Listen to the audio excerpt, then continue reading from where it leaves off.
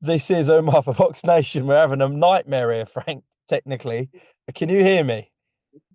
I can hear you. I'm sorry about it. I'm in a car because I'm running late, and otherwise I'd have done this earlier from home. But anyway, we are where we are. That's all You right. okay? Yeah, I'm all okay, apart from the technical issues. Frank, I know you had a bit of a lunch yesterday with a few of the guys from DAZN. Everything's kick-starting now. What an exciting chapter for Queensberry and yourself. Yes, it was nice yesterday, but it isn't. We get down to the serious on Saturday. Yeah, I'll be out of it in one, two, about 10 seconds. Fucking joke. Right. I I'll think tell you we're what, all I'm losing clear. the will to live for this shit. Right, let's go. Let's go. Go on, All mate. right, you're out the tunnel. That's good. Is that Okay. better? Yeah, that's better. Big things Out of happening the tunnel. with the zone. Look, you've invested in your talent that you sort of is reaching that sort of star level now.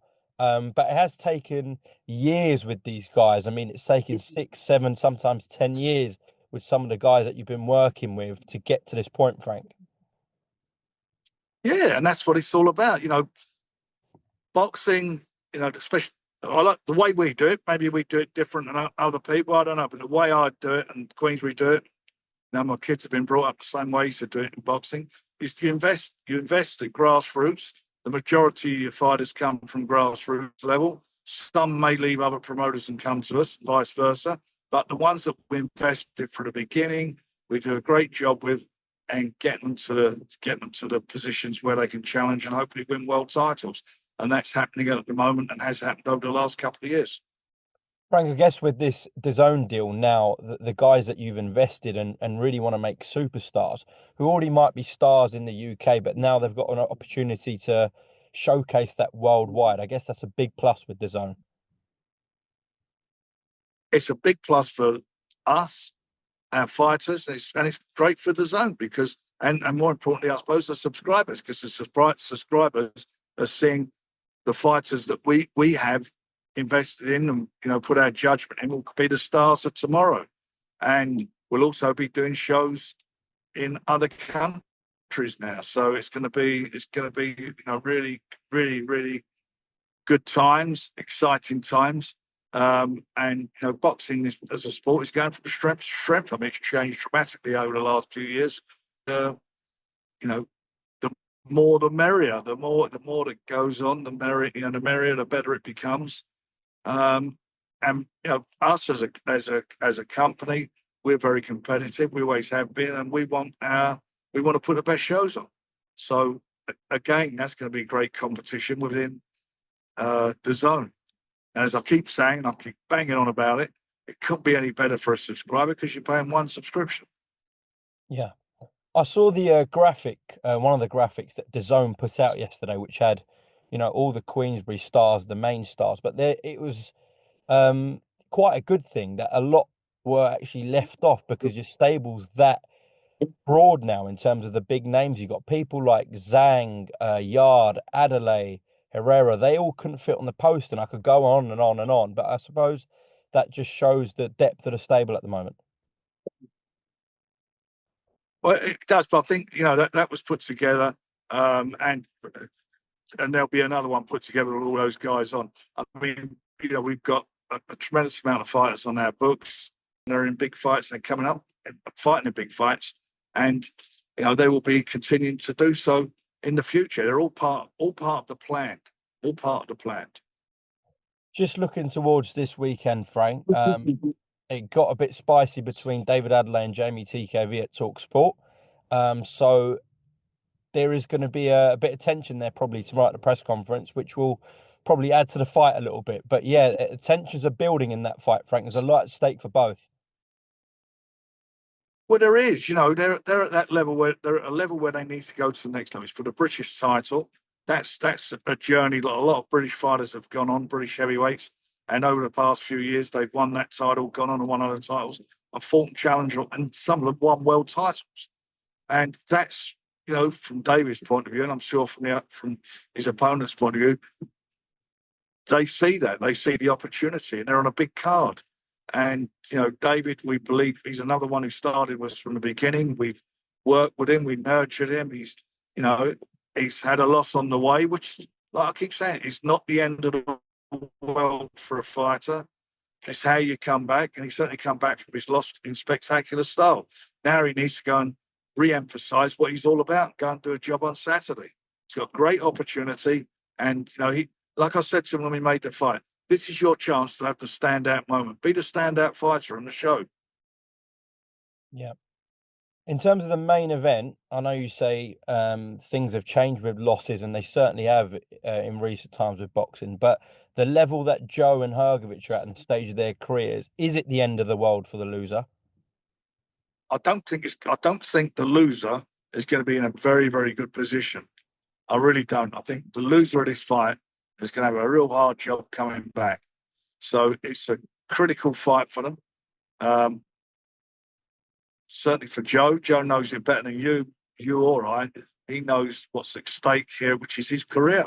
So he's got to win this fight, and he's got to come through it. So it's a tough fight, and it's the same for Hrgovic. If he gets another defeat from being this guy who was the bogeyman that nobody wanted to fight, and he's coming off that loss against Daniel, he has another loss. That's a big setback for him. So it's a crucial fight. It's an absolute crucial fight. And it's one of those things again. People talk about the best fight and the best whatever. There's a couple of fights going on. That fight, for example, I mean it with the greatest respect to the both of them. They're not the two best heavyweights in the world, but it's a bloody good match. The same as Derek Chisora and Joe Joyce was a cracking match. Even looking at, the fight coming up with Eubanks and Ben. They're not the two best out there, but they're fights that are real, in different ways, competitive and have a lot of history of them, but they're compulsive fights that people want. Yeah, I think you're right with Joyce-Hrgovic. I mean, yes, it's not the best v the best, but I can't see this not being a great fight, Frank. Styles, it's the old adage, styles make fights. Joe don't take a backward step, you know that. And Hrgovic, you see him, in his last fight against Daniel, for those first 3 rounds, he was letting those right hands go. So it's going to be a shootout. I was saying, Frank, are you concerned for Joe early on in this fight? I think I'm concerned for Joe in all fights. I mean, look, his style is what it is. And, in the past, he's taken a good punch to land, or take a couple of good punches to land one of his. I don't like that. I keep saying I want to see him avoid punches, not getting caught. And that's going to be, we'll see what he's done. I know they've been working on his defense. And, is he too old to change his style? Fuck. Hello. Yeah, I've got you, Frank. There we go. That's it. Oh, sorry, mate. I couldn't hear you. You froze up. Yeah. So go on. Carry on. All right, just to move topic, Frank. Right, what is going on contractually with Whittaker-Cameron 2 in terms of the rounds? We're getting a 12-round fight in a couple of weeks. Is that right? Well, he's like, what's happened is Boxer sent 2 contracts out, 2 fighters. To Liam, they sent him a contract for terms that were agreed for a 12-round fight. And it's reflected in the contract, and that's signed by all parties, including Boxer. And what I understand, Ben Whittaker, he was sent a contract for 10 rounds. Right, okay. So what's your position Did you hear that? now? So they've issued contracts. Our position is we've signed a contract for 12 rounds. And Ben Whittaker's contracts for 10 rounds. So, the respective managers are obviously negotiated on behalf of their fighters what they feel is the best thing for their fighter. And for some reason, Boxer sent 2 contracts that don't reflect what it is. What each of them should be getting. It should be, as far as we're concerned, it's a 12-round fight. That's what we signed for. What if and that's where we are. What if Boxer were to offer some compensation financially to make it a 10-rounder, Frank? If they do, and if Liam's happy with that, then he can go ahead and do it. I think he should stick at 12 rounds. I've never heard of this before. This is like amateur night out. I was going to ask, have you ever seen a mess up like this in a contract before? No, look, sometimes you get, lawyers that draft a contract, not just in boxing, in lots of aspects, and the drafting, they might make a cock up on it or whatever. But, boxing, the amount of rounds in a fight is very, very crucial. And there's no doubt it was negotiated for a 12-round fight. And if it wasn't, I mean, what is a boxer, Shalom, whoever it is, I don't know who signed it, but are they signing contracts without reading what they're sending out? Well, I'm not sure, but perhaps. Well, yeah, well, it looks like they have. I mean, unless they've told one of the fighters it was 12 rounds and told the other one it was 10 rounds. Frank, when did you, Lee Eaton, Liam all find But out? anyway, When did you find out there was two separate contracts? I think it's been going on now for a couple of weeks, to be honest. Okay. So I understand. Right. Okay, we'll see how this plays out. But But it's not my problem. no, I know it's not. It's not your show, and yeah, no. Again, it's one of these time-consuming, unnecessary situations. And you fully believe Liam Cameron can beat him this time? Well, look, the way he boxed last time, I generally thought if that fight had gone on, I think he would have beaten Ben.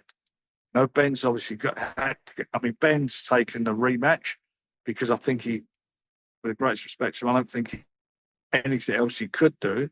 So he's taken the rematch, and I know Liam's really up for this fight. He believes he can win, and I believe, having watched the first fight, he's got the skills to do that. Okay. Listen, Frank, we've battled and fought our way through this Zoom, but we did get there in the end. I'll see you in Manchester tomorrow. Safe travels up there. Yeah, if you want to do something else tomorrow and a couple of other things to talk about, there's some exciting things to be announced next week, which I'm really, really looking forward to. All right, brilliant. We shall discuss that. All right, Frank. Cheers.